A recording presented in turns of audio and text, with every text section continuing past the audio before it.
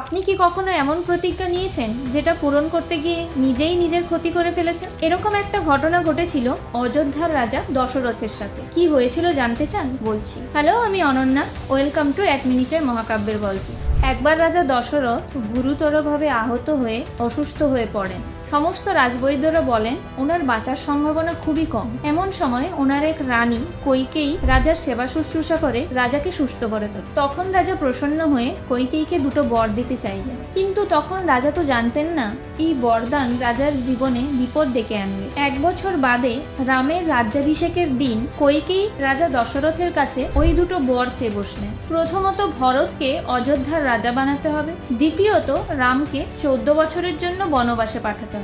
রাজা দশরথ নিজের প্রতিজ্ঞা পালন করতে বাধ্য হন এবং এই ঘটনা রাজা দশরথকে মানসিকভাবে ভেঙে দেয়। এই ঘটনার পর থেকেই রাজা দশরথ মৃত্যুর দিকে আস্তে আস্তে এগিয়ে যান।